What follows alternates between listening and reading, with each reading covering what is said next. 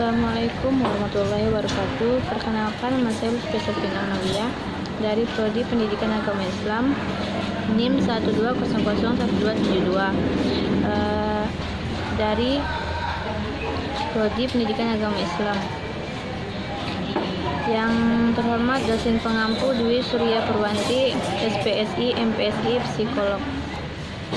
Di sini saya akan menjelaskan dari teori belajar kognitif,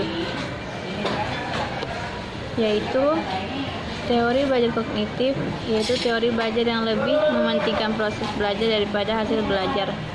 Dewey adalah seorang yang pertama kali mengemukakan teori kognitif, kemudian dilanjutkan oleh Jean Piaget, Kohlberg, Damon, Mosher, dan lainnya, yang membicarakan tentang perkembangan kognitif dalam kaitannya dengan belajar. Menurut teori kognitif, ilmu pengetahuan dibangun dalam diri seseorang individu melalui proses interaksi yang berkesinambungan dengan lingkungan dan praktik. Teori ini terwujud dalam tahap-tahap perkembangan yang diusulkan oleh Jean Piaget, belajar bermakna oleh Osselben, dan belajar penemuan discovery learning oleh Jerome Bernard, belajar pemahaman intrinsik, dan sebagai beberapa tokoh teori kognitif dan pemikirannya, di antaranya satu yaitu Jean Piaget. Jean Piaget mengemukakan bahwa proses belajar terjadi apabila ada aktivitas individu berinteraksi dengan lingkungan sosial dan lingkungan fisiknya. Teori belajar kognitif Piaget ialah individu mampu mengalami kemajuan tingkat perkembangan kognitif atau pengetahuan ke tingkat yang lebih tinggi. Maksudnya adalah pengetahuan yang dimiliki oleh individu dapat dibentuk dan diperkembangkan oleh individu sendiri melalui interaksi dan lingkungan yang terus-menerus dan selalu berubah-ubah. Atau dengan kata lain, individu dapat pintar dengan belajar sendiri dari lingkungannya. Selanjutnya yaitu dalam proses pembelajaran, perlakuan terhadap individu harus didasarkan perkembangan kognitifnya, atau dengan kata lain, dalam proses pembelajaran harus disesuaikan dengan tingkat perkembangan individu. Belajar akan lebih berhasil apabila disesuaikan dengan tahap perkembangan kognitif peserta didik. Hal ini disebabkan karena setiap tahap perkembangan kognitif memiliki karakteristik berbeda-beda. Oleh karena itu, dalam proses belajar seseorang akan mengikuti pola dan tahap perkembangan tertentu sesuai dengan umumnya.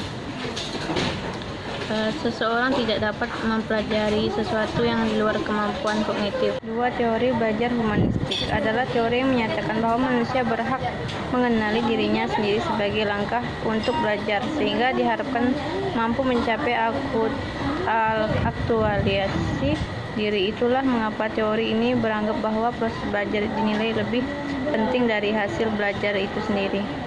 Pengertian tersebut juga berlaku jika teori ini diterapkan di kegiatan pembelajaran. Artinya, pengertian teori belajar humanistik bisa disamakan dengan pengertian teori pembelajaran humanistik. Adapun pengertian teori belajar humanistik menurut para ahli adalah sebagai berikut. 1. Arthur Combs. Arthur Combs, seorang pendidik sekaligus psikolog asal Ohio, Amerika Serikat. Beliau merupakan salah satu tokoh yang ikut berperan pada sejarah teori humanistik. John Combs berpendapat bahwa belajar merupakan kegiatan yang bisa dilakukan di mana saja dan menghasilkan kegiatan belajar seseorang, yang bahkan guru tidak boleh memaksakan sesuatu hal yang tidak. Tujuan teori belajar humanistik adalah memanusiakan manusia, sehingga seseorang individu bisa lebih mudah dalam memahami diri dan lingkungannya untuk mencapai aktualisasi dirinya. Jika merujuk pada tujuan ini, seseorang pendidik harus mampu mengarahkan tanpa ikut campur terlalu mendalam pada proses pengendalian diri peserta didik, sehingga diharapkan bisa tercapai tujuan belajar. Konsep dasar yang harus dijadikan acuan pada teori belajar ini adalah manusia memegang peran penting pada kesuksesan diri sendiri. Untuk mencapai kesuksesannya, seseorang individu harus memiliki motivasi yang kuat sehingga tidak pernah menyerah untuk terus belajar dan tetap memperhatikan pada beberapa aspek penting, yaitu kognitif dan afektif. Adapun motivasi bisa berasal dari individu maupun di luar individu. Selain motivasi, seseorang juga harus memahami bagaimana cara belajar teori humanistik. Perpaduan antara kedua diharapkan bisa menghasilkan kesuksesan. Sebagai produk yang dirumuskan oleh manusia, setiap teori tentu memiliki kelebihan dan kekurangan. Adapun kelebihan adalah yang pertama, menekankan kepada pembentukan kepribadian hati nurani. Perubahan sikap setiap individu bisa menumbuhkan minat seseorang untuk terus belajar, menjadi seseorang yang memiliki pengalaman yang berarti. Menumbuhkan kreativitas individu bisa mengubah sikap dan pola pikir individu. Semakin lama seseorang belajar diri bisa mencapai aktualisasi dirinya dengan baik. Untuk kekurangan teori belajar ini adalah sebagai berikut. Proses belajar bisa gagal jika tidak ada kesungguhan dari setiap individu. Bisa memunculkan sikap individualisme. Peran pendidik menjadi terbatas karena hanya sebagai fasilitator.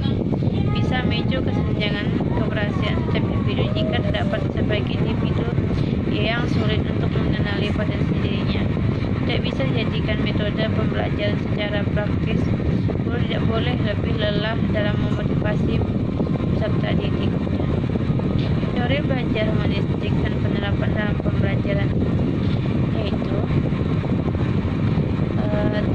teori belajar ini bisa diterapkan oleh setiap individu di luar pendidikan formal maupun diterapkan di dalam pembelajaran pendidikan. Sementara itu, aspek pendidikan menurut teori belajar humanistik adalah aspek kognitif dan afektif. Jika hanya fokus pada aspek kognitif saja, proses belajar tidak akan membawa perubahan perilaku pada peserta didiknya. Terakhir, teori belajar behavioristik. Teori belajar behavioristik adalah teori belajar yang mengedepankan perubahan perilaku peserta didik sebagai hasil proses pembelajaran. Terjadinya perubahan tingkah laku diakibatkan oleh adanya interaksi antara stimulus dan respon. Teori belajar ini berorientasi pada perilaku yang lebih baik. Adapun prinsip-prinsip teori behavioristik, seperti yang kita ketahui bahwa teori behavioristik ini menekankan pada perubahan perilaku peserta didik. Namun penerapan teori tersebut dalam pembelajaran harus mengacu pada prinsip yang ada. Menurut prinsip kemungkinan, prinsip teori belajar behavioristik adalah yaitu apabila seorang sudah mampu menunjukkan perubahan perilaku, maka dikatakan sudah belajar. Artinya kegiatan belajar yang tidak membawa perubahan perilaku tidak dianggap belajar menurut teori ini. Hal yang paling penting pada teori ini adalah stimulus dan respon, karena bisa diamati hal-hal selain stimulus dan respon tidak dianggap penting karena tidak bisa diamati. Adanya penguat, yaitu hal-hal yang bisa memperkuat respon. Penguatan bisa berupa penguatan positif dan negatif. Adapun hukum-hukum pada teori pembelajaran behavioristik, Hergren dan Matthew menyatakan bahwa teori belajar ini mencakup 4 hukum, yaitu sebagai berikut. Yang pertama, hukum kesiapan. Hukum kesiapan berarti bahwa kegiatan pembelajaran akan memberikan hasil yang diinginkan jika ada kesiapan, baik kesiapan oleh pendidik maupun peserta didik. Yang kedua, hukum latihan. Hukum latihan memiliki arti bahwa semakin banyak latihan, semakin besar peluang untuk berhasil. Artinya, kegiatan pembelajaran akan berhasil jika peserta didik dibiasakan untuk latihan secara kontinu dan terukur. 3. Hukum efek. Hukum efek berarti bahwa efek yang dirasakan oleh peserta didik setelah belajar akan memotivasi diri untuk terus belajar. Contohnya, orang peserta didik mendapatkan hadiah berupa buku paket matematika karena berhasil mendapatkan nilai sempurna di ujian matematikanya. Efek yang dirasakan adalah bangga dan bahagia. Efek ini diharapkan bisa memotivasi peserta didik tersebut untuk terus belajar. 4. Hukum sikap. Hukum sikap berarti sikap yang terbentuk setelah melakukan pembelajaran. Perubahan sikap dipengaruhi oleh hal-hal yang ia dapat selama kegiatan pembelajaran berlangsung. Ciri teori belajar behavioristik. Teori belajar ini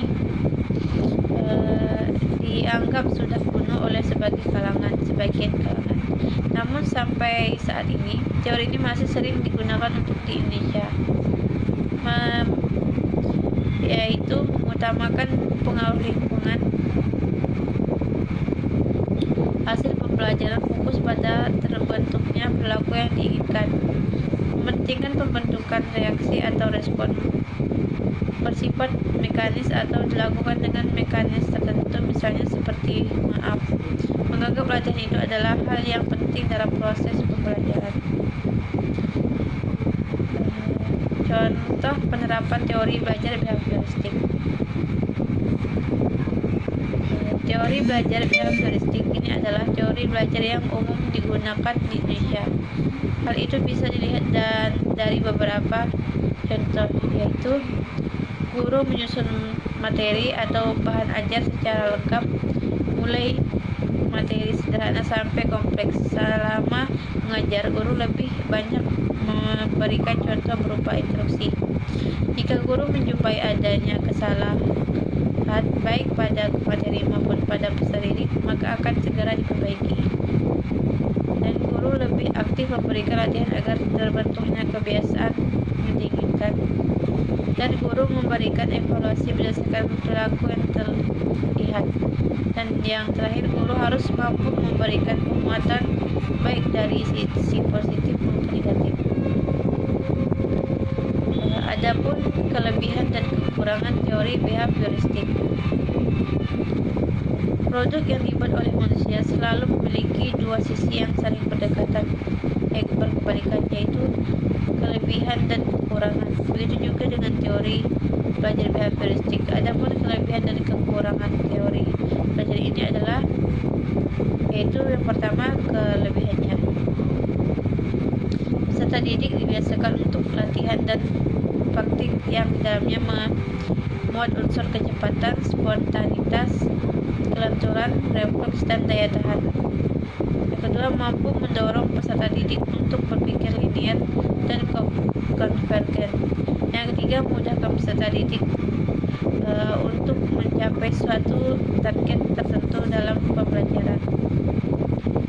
Tidak hanya kelebihan, tetapi juga ada kekurangannya, yaitu membatasi kreativitas, produktivitas, dan imajinasi peserta didik. Pembelajaran hanya berpusat pada guru sehingga peserta didik terkesan pasif. Yang ketiga, berpotensi menimbulkan hukum verbal dan fisik, seperti memberikan hukum peserta didik yang melanggar aturan atau bahkan menyewer. Hukum semacam itu justru bisa diakibatkan buruk pada perubahan perilaku peserta didik. Timbul kesulitan untuk menjelaskan kondisi belajar yang kompleks karena hanya bertujuan pada stimulus dan respon.